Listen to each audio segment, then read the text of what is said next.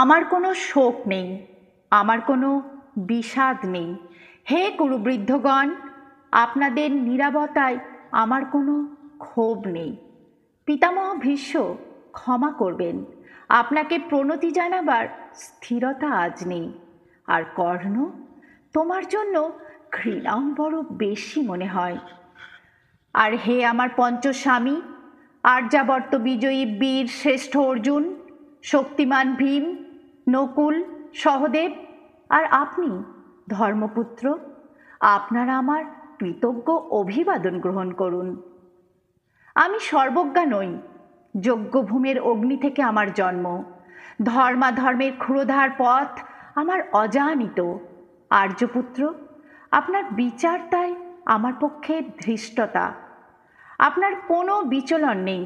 আপনার ধর্ম আপনাকে রক্ষা করেছে বিকার থেকে। কৃতজ্ঞতা জানান সেই ধর্মকে। ভীমসেন, তোমাকে আমি ভালোবাসা দিইনি কখনো, তাই তা ফিরেও চাইনি।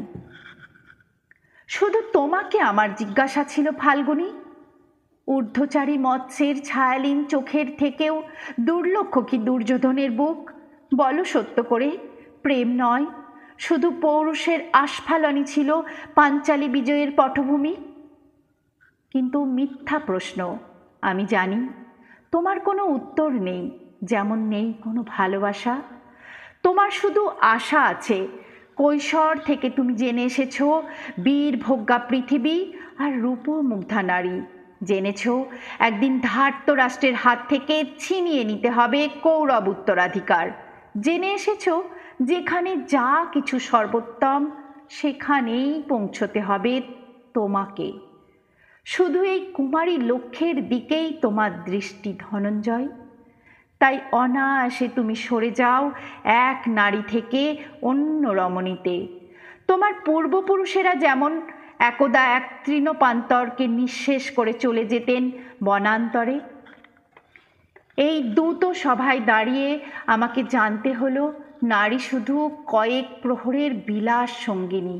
মণিময় হার, শত সহস্র তরুণী দাসী, দান্ত মাতঙ্গ, গন্ধর্ব প্রেরিত অশ্বযুত, আর আমি পাণ্ডুপুত্রবধূ, এক পংক্তিতে দাঁড়িয়ে আমরা সবাই অপেক্ষায়।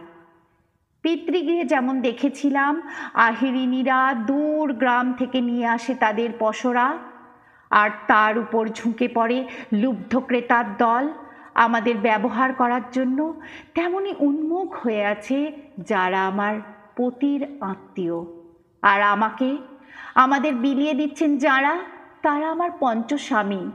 বিবাহের মঙ্গলসূত্র হাতে বেঁধে যারা একদিন আমার উপর নিয়ম সিদ্ধ করেছিলেন তাঁদের অধিকার।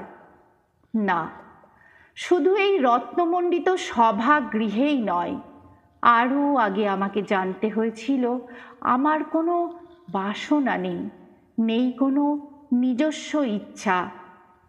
অর্জুন, প্রথম দেখার মুহূর্তে আমার হৃদয় দিয়েছিলাম তোমাকে, অথচ আমার শরীরকে প্রথম আলিঙ্গন করলেন ওই মহাভাগ, যার খ্যাতি ধর্মপুত্র বলে। ইন্দ্রপ্রস্থের সৌধ শিখরে যখন আছড়ে পড়তো নববর্ষার জলধারা, যখন আমার কামনা ছুতে চাইতো তোমাকে, আমার অনুৎসুক দেহকে তখন আকর্ষণ করতো অন্য কেউ, যে আমার স্বামী। বসন্ত রজনীতে কিংসুকের প্রমত্ত উল্লাস মুহূর্তে তোমার ব্যাকুল বাহু টেনে নিত আমাকে নয়, অন্য কোনো যুবতীকে।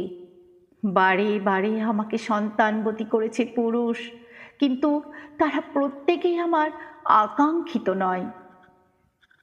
কোনো প্রার্থনা নেই আমার। কুরুবৃদ্ধরা বিলাপ করুন, জ্যেষ্ঠ পাণ্ডব প্রহর গুনুন, কোন পুণ্যলগ্নে ধর্মরাজ্য নেমে আসবে মাটিতে। ভীম, অনুগ্রহ করে স্তব্ধ হও। নকুল, সহদেব, বিচ্যুত হও না অগ্রজের প্রতি অটল বিশ্বাসে।